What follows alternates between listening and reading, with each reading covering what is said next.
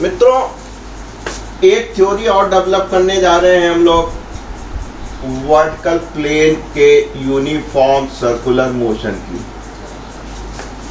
पहली थ्योरी में हम लोग ने एक नीचे से ऊपर जाने का काम किया था। अब की बार ऊपर से नीचे आने पे देखेंगे क्या होगा। एक आपने स्मूथ फ्रिक्शनलेस स्फेरिकल सरफेस ले ली और कहा सर ये आर रेडियस की है। यहां पे आपके पास एक बॉडी थी,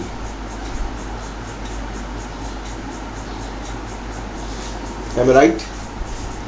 ये स्मूथ फ्रिक्शनलेस सरफेस थी, तो जाहिर सी बात है अगर हम इसको जेंटली पुश भी कर देंगे हॉरिजॉन्टली, तो आपको मालूम है vertical component of velocity zero ही होगा, क्योंकि आपने अगर पुश भी किया हल्का सा तो ये वर्टिकल कंपोनेंट ऑफ वेलोसिटी तो जीरो होगा इनिशियल।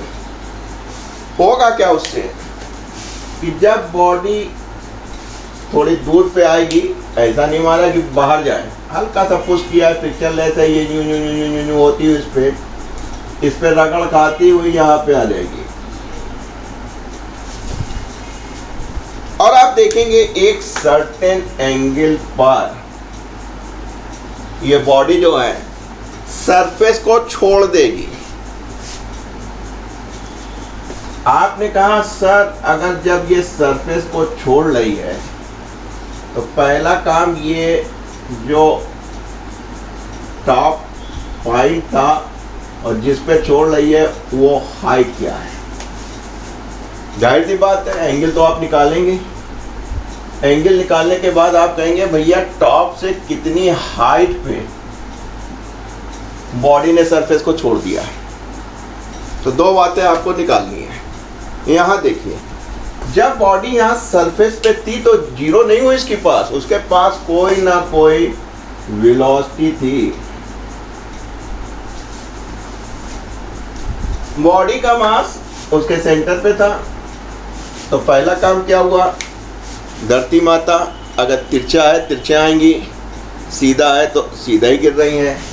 कहना क्या चाह रहा हूँ, कहना ये चाह रहा हूँ कि mg यूं लगेगा।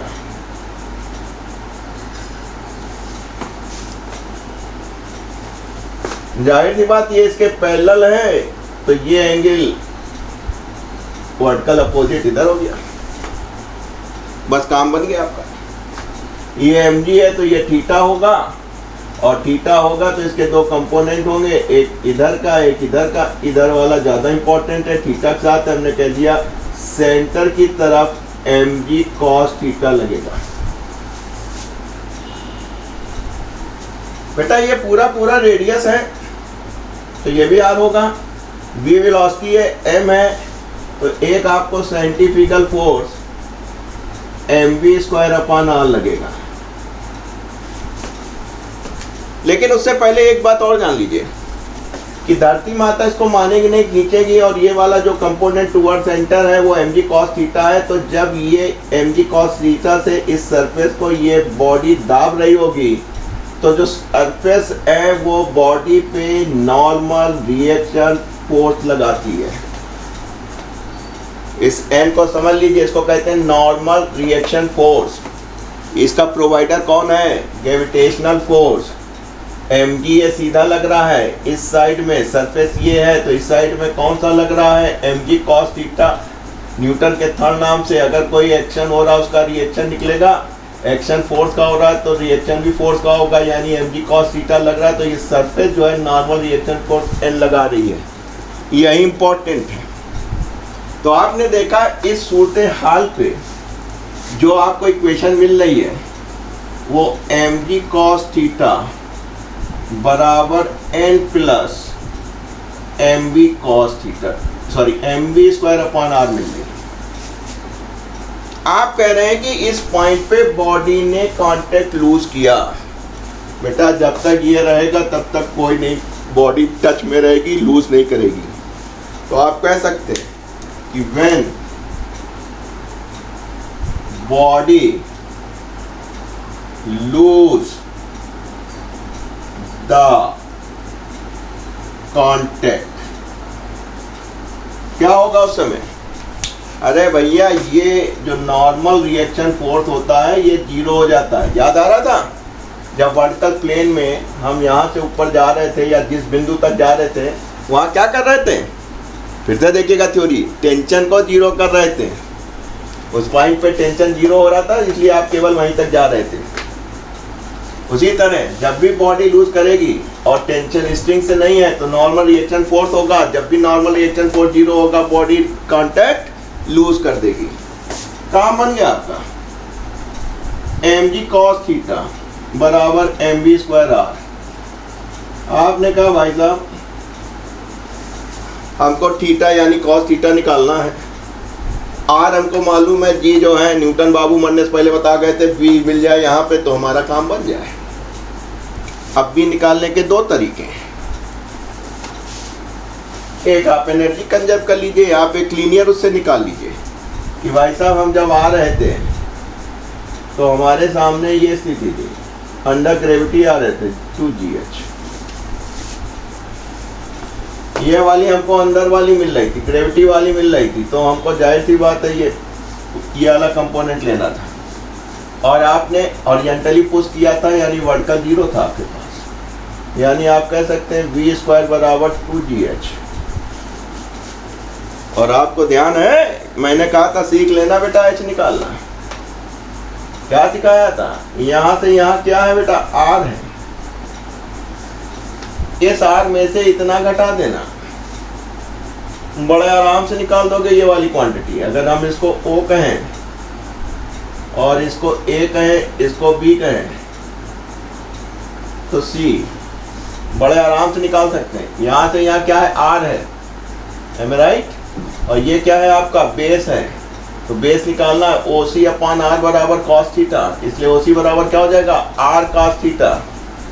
तो आपने कहा था सर हमने सीखा था, जो नए लोग मेरे YouTube पे आए तो वर्टिकल प्लेन का पहला लेक्चर जरूर देखें, उसमें h बार बार निकालना सिखाया है।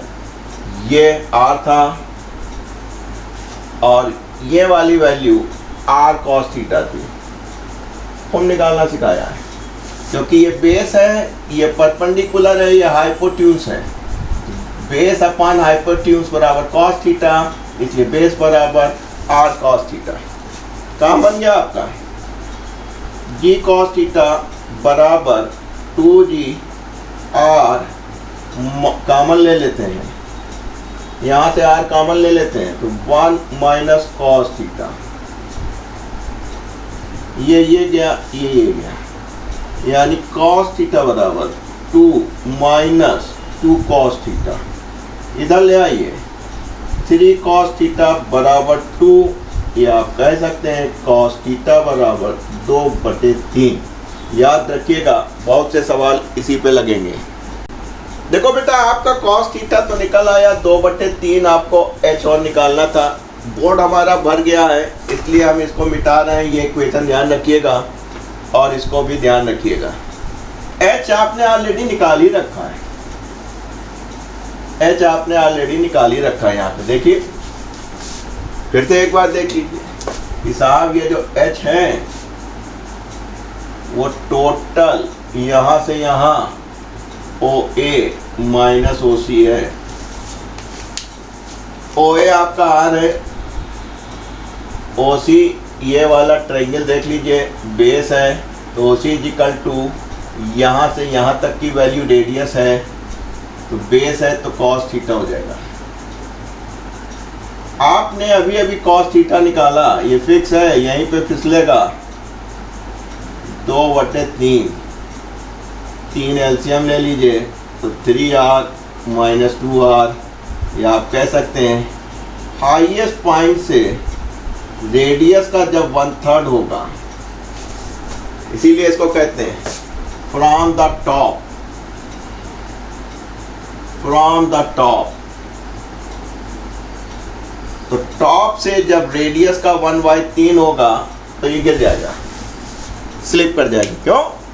वहां पे आपने n बराबर 0 कर दिया था। अब यहाँ बदतमीज है, कभी कभी पूछ लेते हैं कि सेंटर से कितनी दूरी पे गिरेगा, कितनी ऊंचाई पे। तो बेटा सेंटर ये है, सेंटर से दूरी कितनी हुई, ओसी है। ये तो टॉप से हुई थी ना, टॉप से इस साइड पे गिरा था। कहीं सेंटर से, तो आप फिर लिख सकते हैं फ्रॉम सेंटर से। तो आपने कहा कि सेंटर से जो है, जो उसकी दूरी है, हाइट है, वो होगी ओसी, या इसको एच डैश कह लें, वो बराबर होगी R cos theta. Cos theta कितना निकाला था आपने, 2/3। तो आप कह सकते हैं, ये आप देख चुके हैं इसलिए मिटा रहे हैं इसको, एच डैश यानी फ्रॉम सेंटर से 2/3 आर। अभी तक लोएस्ट पॉइंट से नहीं पूछा गया भाई, ये तो वर्टिकल प्लेन है तो ये हो गया। अब मान लीजिए लोएस्ट पॉइंट ई है, कह लगे यहां से किस हाइट पे ये छोड़ेगा, तो ये भी सीख लीजिए, नहीं तो आप कहेंगे बताया नहीं था, उसने पूछ लिया। From lowest point, lowest point कौन सा बेटा, ई पॉइंट। तो ई से कितना होगा, अरे इतना आर होगा, और साथ में ओसी पे छूटा है, तो यहां से यहां तक की दूरी यानी ओसी, आप कह सकते हैं कि साहब लोएस्ट पॉइंट से आर प्लस यह दूरी ओसी, यानी आर प्लस 2/3 आर, या आर डबल डैश 3 2 5/3 आर। ये कभी तक नहीं पूछा गया है, लेकिन आपको पता होना चाहिए, वरना आप गड़बड़ कराएंगे।